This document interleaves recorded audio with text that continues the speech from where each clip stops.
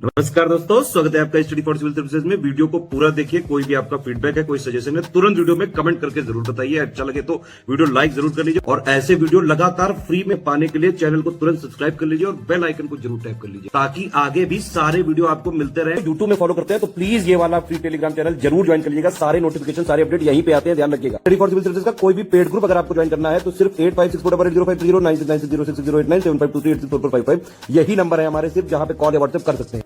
Instagram पे हमारा page जरूर फॉलो कर लीजिएगा, स्टडी फॉर सिविल .सर्विसेज है। ट्विटर पे हमको जरूर फॉलो कर लीजिएगा, @study for civil। इस वीडियो में हम अपनी मेंस आंसर राइटिंग प्रैक्टिस की सीरीज को कंटिन्यू रखते हुए एक नया टॉपिक क्वेश्चन के फॉर्म में डिस्कस करेंगे और उसे समझेंगे। तो चलिए आगे बढ़ते हैं और एक क्वेश्चन को समझते हैं और एक नए टॉपिक को सीखते हैं। तो हमारा क्वेश्चन कह रहा है, what was the significance of the home rule league movement. Home rule league आंदोलन का क्या महत्व था। तो हम सबसे पहले अपने आंसर के इंट्रोडक्टरी पार्ट में बताएंगे कि औपनिवेशिक सरकार की शोषक राजनीतिक, आर्थिक और सामाजिक नीतियों और भारतीयों के प्रति उसके अपमानजनक और अनैतिक रवैये की प्रतिक्रिया के रूप में होम रूल लीग आंदोलन 1916 में शुरू किया गया था। तो जैसे हमने पिछले वीडियो में समझा था वर्ल्ड वॉर 1 का टाइम, और ये देखा था कि ब्रिटिशर्स ने किस तरीके की पॉलिसीज अपनाई थी वर्ल्ड वॉर 1 के दौरान, और उससे कॉमन पीपल को क्या क्या प्रॉब्लम फेस करनी पड़ी थी, किस तरीके से भूखमरी, गरीबी, रोग, ये सब कुछ समाज में फैल रहा था।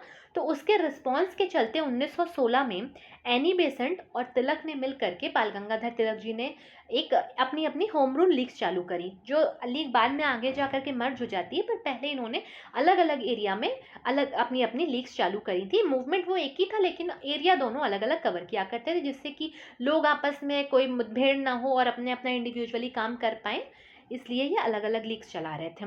तो ये मेन रीज़न ये था कि वो ब्रिटिशर्स की पॉलिसीज़ मेन रीज़न बनी थी, और उसके अलावा हम मेन रीजंस डिस्कस करें कि किस वजह से होम रूल लीग शुरू करी गई थी बेसिकली। तो होम रूल लीग आंदोलन की शुरुआत के लिए क्या क्या कारण जिम्मेदार थे अब हम देखेंगे। तो सबसे पहले ब्रिटिश सरकार की दमनकारी नीतियों के कारण लोगों में असंतोष के परिणाम स्वरूप 1916 में होम रूल लीग आंदोलन शुरू किया गया था। तो सबसे पहला कारण बना जो ब्रिटिशर्स की पॉलिसीज थी जो उन्होंने अपनाई थी वर्ल्ड वॉर 1 के दौरान, और उस टाइम पे लोगों को काफ़ी इकोनॉमिक हार्डशिप्स, यानी कि बहुत सारे उनको आर्थिक कठिनाई फेस करनी पड़ी थी, जिसकी वजह से भी लोगों में एक आक्रोश आ गया था, एक असंतोष आ गया था, क्योंकि इकोनॉमिक हार्डशिप्स जो थी वो धीरे धीरे बहुत सारे उनके प्रॉब्लम्स का कारण बन गई थी। इसके अलावा उनकी जो रिप्रेसिव पॉलिसीज़ हुआ करती थी, और उस टाइम पे जो डिफेंस ऑफ इंडिया एक्ट 1915 लाया गया था वर्ल्ड वॉर 1 के दौरान, इंडियंस के फ्रीडम को रोकने के लिए, उनकी स्वतंत्रता को कंट्रोल करने के लिए, उस पर प्रतिबंध लगाने के लिए, ये भी एक कारण बना जिससे कि होम रूल लीग आई। उसके अलावा बाल गंगाधर तिलक और एनी बेसेंट नहीं चाहते थे कि लोगों के मन से राष्ट्रवाद की भावना पूरी तरीके से ख़त्म हो जाए, क्योंकि देखिए 1905 में जो स्वदेशी आंदोलन चालू हुआ था, उसका जब कमान संभाली एक्सट्रीमिस्ट ने, तो उस टाइम पे बहुत बड़ी संख्या में वुमेन ने, स्टूडेंट्स ने, सबने इसमें पार्ट लिया था। लेकिन 1908 आते आते ये मूवमेंट फेड हो गया, क्योंकि बहुत सारे नेता जेल चले गए थे, कुछ ने पॉलिटिक्स ही छोड़ दी थी, और सरकार ने भी काफ़ी ज़्यादा रिप्रेस किया था। उसके बाद से फिर इंडिविजुअल एक्टिविटीज़ ही होती रही थी, रिवॉल्यूशनरी या इंडिविजुअल एक्टिविटीज़ चल रही थी, लेकिन ऐसा कोई मास मूवमेंट नहीं हुआ था। मतलब जो मन में भावना उठी थी राष्ट्रवाद की, वो कुछ ही लोगों के मन तक सिमट के रह गई थी। और 1915 आते आते जब 10 साल हो गए थे होम रूल स्वदेशी मूवमेंट के, तो वो काफ़ी ज़्यादा फिर लोगों के मन से ये नेशनलिस्ट भावना ख़त्म हो चुकी थी। तो तिलक और एनी बेसेंट ने डिसाइड किया कि नहीं, हम इस फीलिंग को नहीं जाने देंगे लोगों के मन से, और उनके अंदर एंटी ब्रिटिश फीलिंग हम वापस लेकर के आएंगे और उन्हें मोबिलाइज करेंगे कि अगर इन फ्यूचर हमें कोई बड़ा मूवमेंट लॉन्च करना पड़े तो लोग हमारी सहायता करें, हमारे साथ जुड़े रहें और उनके अंदर राष्ट्रवाद की भावना हो। तो बाल गंगाधर तिलक और एनी बेसेंट जैसे नेताओं ने औपनिवेशिक विरोधी भावना को जीवित रखने के लिए एक जन आंदोलन शुरू करने की आवश्यकता को महसूस किया, क्योंकि स्वदेशी आंदोलन के बाद इतने लंबे समय तक कोई भी आंदोलन नहीं शुरू किया गया था। फिर उद्देश्य क्या था होम रूल लीग का, इसको हम डिस्कस करेंगे, लेकिन मैं इससे पहले आपको इन्फॉर्मेशन देना चाहती हूँ कि स्टडी फॉर सिविल सर्विसेज के पेड ग्रुप से स्टार्ट है।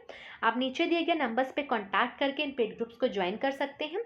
यहाँ पे आपको इन सारे वीडियोस की PDF प्रोवाइड कर दी जाएगी। इसके साथ ही साथ आपको 1-to-1 गाइडेंस मिलेगी, आपको मेंस आंसर राइटिंग प्रैक्टिस कराई जाएगी, आंसर रिव्यू किए जाएंगे, आपको सारा स्टडी मटेरियल प्रोवाइड किया जाएगा। तो आप नीचे दिए गए नंबर्स पे कांटेक्ट करें, ग्रुप्स को ज़रूर ज्वाइन करें, आपकी प्रिपरेशन बहुत स्ट्रांग हो जाएगी। तो चलिए अब हम आगे बढ़ते हैं और होम रूल लीग के उद्देश्यों को समझते हैं। तो क्या क्या ऑब्जेक्टिव्स थे होम रूल लीग के? तो इसमें सबसे पहला आता है कि लीग के नेता ब्रिटिश सरकार को संवैधानिक और शांतिपूर्ण तरीकों से यह विश्वास दिलवाना चाहते थे कि स्वशासित भारत युद्ध में अंग्रेजों के की अधिक कुशलता के साथ मदद कर सकता है। तो पहला एम ये था होम रूल लीग का कि ब्रिटिश गवर्नमेंट को ये लगे कि अगर इंडिया को हम उनका सेल्फ रूल दे देते हैं, एक डोमिनियन स्टेटस उन्हें दे देते हैं और इंडियन सेल्फ रूल करने लगते हैं, तो वो ज़्यादा हमारी मदद करेंगे, वो ज़्यादा सपोर्टिव हो जाएंगे वर्ल्ड वॉर 1 के दौरान। लेकिन उसमें बिल्कुल भी उन्होंने कोई भी क्रांतिकारी गतिविधि का उपयोग नहीं किया, कोई भी एक्सट्रीमिस्ट मेथड नहीं अपनाया। उन्होंने सिंपली कॉन्स्टिट्यूशनल दायरे में रह करके ब्रिटिशर्स को ये बात समझाने की कोशिश करी।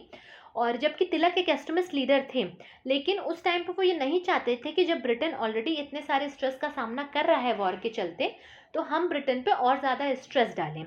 तो बस उन्होंने कॉन्स्टिट्यूशनल दायरे में रह के अपनी बात समझाने की कोशिश करी, जिसका कुछ भी फ़ायदा देखने को नहीं मिला। फिर उसके बाद नेता स्वशासन का समर्थन करना चाहते थे। तो मेन ऑब्जेक्टिव था उनका सेल्फ रूल हासिल करना, लेकिन कॉन्स्टिट्यूशनल दायरे में रह के ब्रिटिशर्स को अपनी बात समझाना।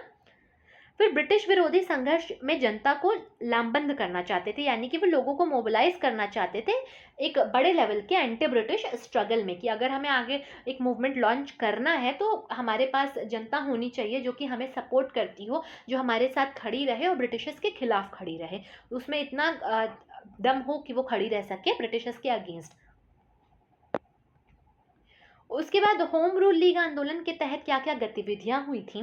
तो सबसे पहले है कि ये मूवमेंट काफ़ी शांतिपूर्ण था, इसमें कोई भी क्रांतिकारी गतिविधि नहीं की गई थी, संविधान की सीमाओं के तहत किया गया था इस मूवमेंट को, और कोई भी चरमपंथी गतिविधि को अंजाम नहीं दिया गया था।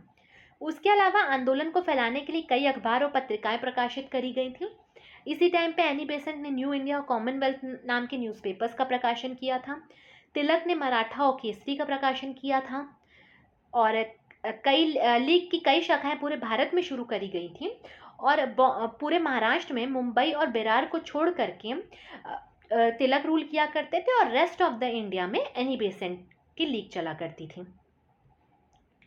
और ऐसा इसलिए हुआ था, अलग अलग जगह इन्होंने इसलिए डिसाइड करी थी क्योंकि लोग आपस में, जो लीग के जो समर्थक थे वो आपस में ना भिड़ें, तो लीग में ही कोई आपस में कोई भी मतभेद ना हो, इसके चलते मूवमेंट्स को अलग अलग जगह अलग अलग लीडर्स ने लीड करा था। इसके बाद औपनिवेशिक सरकार द्वारा क्या क्या कदम उठाए गए थे लीग के अगेंस्ट? तो सबसे पहले ब्रिटिश इंडियन गवर्नमेंट ने यूज़ किया था 1908 के एक्ट का और इंडियन प्रेस एक्ट 1910 का, जिससे कि जितने भी पब्लिकेशंस उस टाइम पे हो रहे थे उस पर नज़र रखी जा सके और इसके साथ ही साथ उनको कंट्रोल किया जा सके।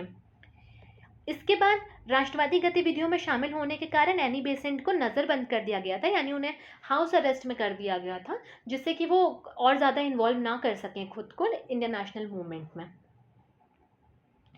फिर भारत में होम रूल लीग आंदोलन का क्या महत्व रहा, क्या सिग्निफिकेंस रहा, इस पूरे मूवमेंट का क्या रोल इसने प्ले किया? तो सबसे पहले कि इसने रिवाइव किया था नेशनलिस्ट एक्टिविटीज़ को, जो 1908 में जब स्वदेशी मूवमेंट डिक्लाइन हो गया, उसके बाद काफ़ी लंबे समय तक कोई भी मास मूवमेंट नहीं आया था इंडिया में, तो 1916 में लीग ने इस मास मूवमेंट को शुरू करा था। और होम रूल लीग का एक इम्पॉर्टेंट रोल ये भी रहा था कि 1916 में जो लखनऊ अधिवेशन हुआ था कांग्रेस का, उसमें मॉडरेट्स लीडर्स और एक्सट्रीमिस्ट लीडर, जिनमें कि 1907 में स्प्लिट हो गया था, मतभेद के कारण दोनों गुट अलग हो गए थे, वो वापस से एक हो जाते हैं 1916 में। और इसमें बाल गंगाधर तिलक ने और एनी बेसेंट ने काफ़ी महत्वपूर्ण योगदान दिया था। इसके अलावा एक और फ़ायदा इससे ये हुआ कि 1917 के अधिवेशन में एनी बेसेंट बनी इंडियन नेशनल कांग्रेस की पहली महिला अध्यक्ष। और आपको कमेंट सेक्शन में ये बताना है कि भारत इंडियन नेशनल कांग्रेस की कौन सी महिला उसकी पहली भारतीय महिला अध्यक्ष बनी थी जो इंडियन ओरिजिन की थी। और इसके बाद फिर एक फ़ायदा ये भी देखने को मिला कि ब्रिटिश सरकार पर काफ़ी ज़्यादा प्रेशर पड़ने लगा और काफ़ी संवैधानिक सुधार लाने का दबाव डाला गया, और इसके परिणामस्वरूप 1917 का अगस्त ऑफर आता है, तो ये अगस्त डिक्लेरेशन आता है, सॉरी अगस्त घोषणा आती है। अगस्त ऑफर तो फिर कॉन्स्टिट्यूशनल डेवलपमेंट के टाइम पे 1940 में आएगा।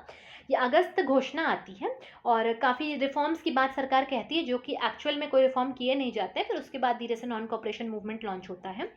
फिर होम रूल लीग आंदोलन ने भविष्य के संघर्षों का मार्ग प्रशस्त किया, क्योंकि तब से चरमपंथी नेताओं ने आंदोलन की कमान संभाल ली। इसके बाद की घटनाओं की एक श्रृंखला ने अंततः 1947 में स्वतंत्रता का नेतृत्व किया। मतलब जैसे कि होम रूल लीग मूवमेंट चला, उसके बाद वॉर ख़त्म हो गई। वॉर ख़त्म होने के बाद मॉडरेट्स और एक्सट्रीमिस्ट दोनों ही आस लगाए बैठे थे कि कुछ ना कुछ उन्हें एज ए रिवॉल्ट देगी ब्रिटेन की सरकार, तो उन्हें कुछ नहीं मिला। फिर गांधी जी का टाइम पीरियड आ जाता है, फिर खिलाफत और नॉन कॉपरेशन मूवमेंट चालू होता है, फिर सीरीज ऑफ मूवमेंट चालू हो जाते हैं और फिर फाइनली 1947 में इंडिया को स्वतंत्रता मिलती है। तो एक तरीके से हम देखें तो गांधी जी के आने से पहले का जो भी मास मोबिलाइजेशन का मूवमेंट था, इतनी बड़ी जनता को इकट्ठा करके मूवमेंट चलाया गया था, तो होम रूल लीग मूवमेंट काफ़ी इंपॉर्टेंट मूवमेंट इन मूवमेंट में से कहा जा सकता है। और इन्होंने लोगों को अपने से जोड़ने के लिए काफ़ी एफर्ट भी किए थे। इन्होंने एक होम रूल लीग नाम की ट्रेन भी चलाई थी, जिससे कि जितने भी पार्टिसिपेंट्स हैं मूवमेंट के, वो एक जगह से दूसरे जगह ट्रैवल कर सकें, रैलीज़ में वो शामिल हो पाएँ, तो काफ़ी बड़े लेवल पर ये मूवमेंट फैले। तो इस मूवमेंट को बड़ा बनाने के लिए बहुत प्रयास किए गए थे और इस मूवमेंट में आगे समय में भी बहुत ज़्यादा योगदान दिया था। तो इसी के साथ हमारा ये टॉपिक कवर होता है। अगले वीडियो में हम अगला टॉपिक क्वेश्चन के फॉर्म में डिस्कस करेंगे। बने रहिएगा चैनल के साथ, मिलते हैं नेक्स्ट वीडियो में। Thank you for watching.